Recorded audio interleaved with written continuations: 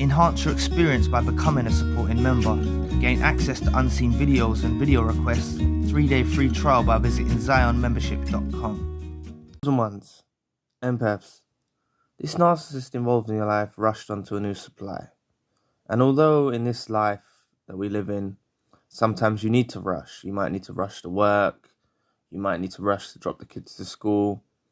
Rushing in general isn't really a good thing when it comes to relationships. You might rush to get ready, things of that nature. But when it comes to cultivating relationships or healthy relationships, rushing's not a good idea. So this is why you witnessing this narcissist that was involved in your life, however it ended, reverse discard, or you cut them off because they become too toxic, and you've seen them transition and rush into a new situationship with a new supply. You really don't need to let it phase you. What you got to understand is, I saw a comment earlier, and it was saying, how does a narcissist feel pain if they rush on with the new something like this? How does a narcissist feel pain if they rush on with the new supply? It's actually the empath that's left in pain.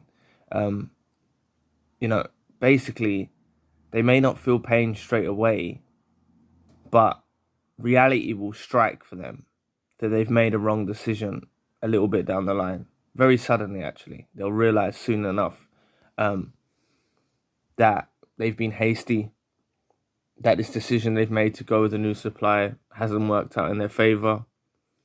The comment also mentioned about they think the grass is greener. Yes, they think the grass is greener, and then they get over there and they realize they're on AstroTurf. So I will reply to that comment just in case they don't watch this video, but I need to get around to that.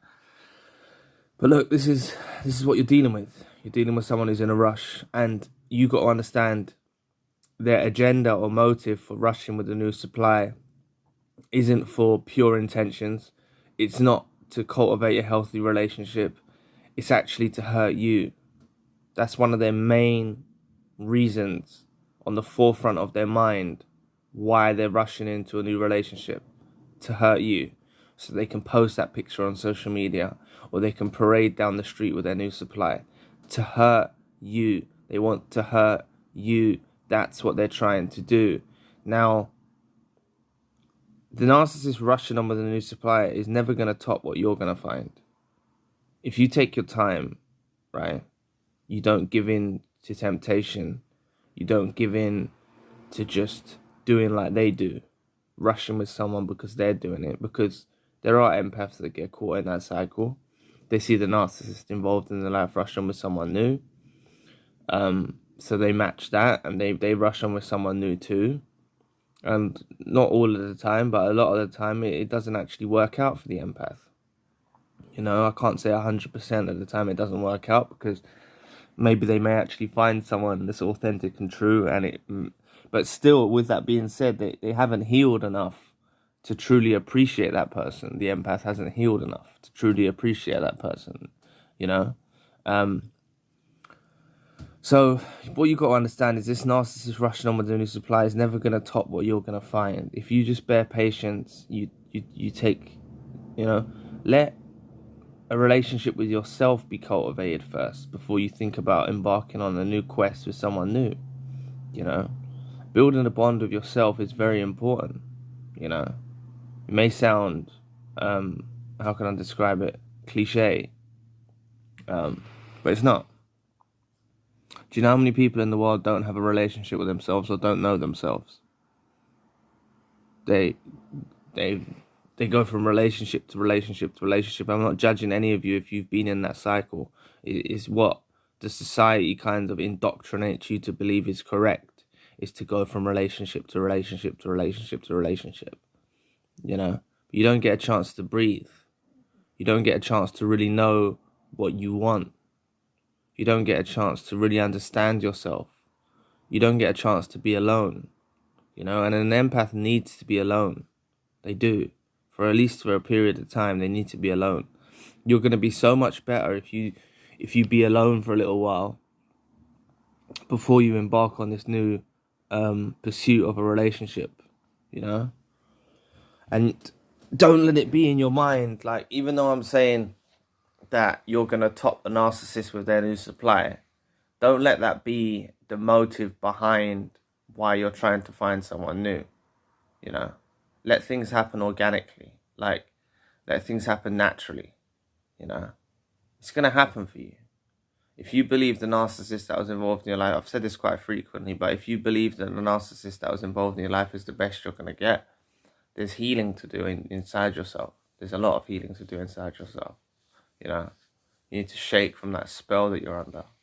The narcissist that was involved in your life is not the best you're going to get. The narcissist, that, when you get further down the road in the healing journey, even if you're on your own, you're going to get to a place where you realize that that was an entrapment. That was the worst, trashiest person that's ever been in your life. You're going to get to that realization. And I want you to hit that realization before you embark on something new.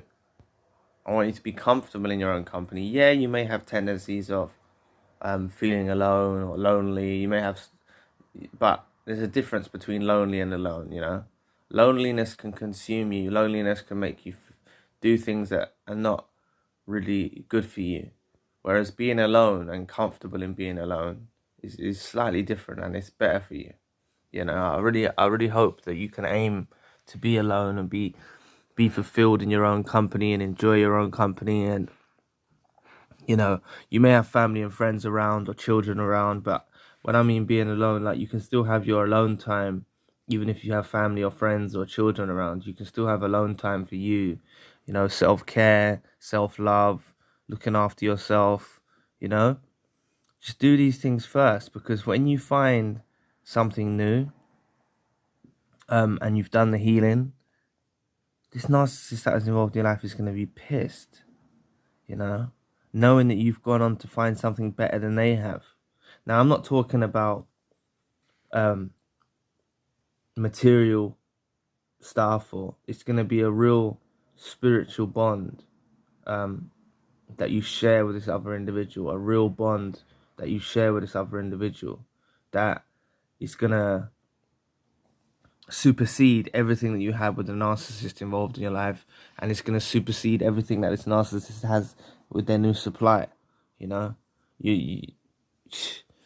you're going to have something so much more special than what they could even imagine, what they could even comprehend, right?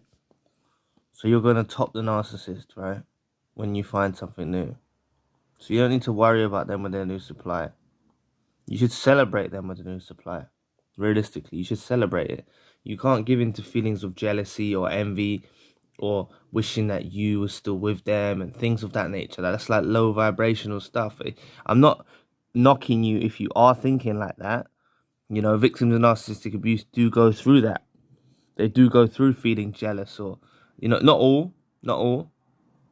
You know, I've spoken to many victims of narcissistic abuse that have seen them move on with a new supply, and they're like, they either feel sorry for the new supply, or they see that the new supply is a downgrade and it's just as toxic as they are, or they see that the new supply is a downgrade in general, and like, they don't actually feel jealous. And that's a good place to be. You know, jealousy is a low vibrational quality to have, and it exists in a lot of people, but many empaths and chosen ones don't actually feel jealousy or envy. They don't feel that in their spirit. It's just not part of their makeup. It's not part of who they are. That's not to say if you do feel jealous, there's something wrong with you. I'm just trying to advise you that's not the correct way to orientate yourself in feeling jealous. It's going to consume you. You know, there's nothing to be jealous of with a narcissist and a new supply. There's nothing to be jealous of at all. Celebrate it, you know. That new supply is taking your trash away. Celebrate it, you know. So I always say, the new supply is taking your trash away. It's the biggest blessing that you could possibly ask for, you know.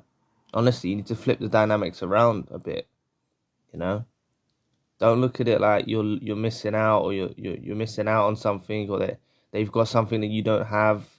You're gonna find something so much better. So just bear patience, take your time, work on the healing journey, enjoy your alone time, and eventually you'll find someone that is right for you, and it's all going to work out for the best.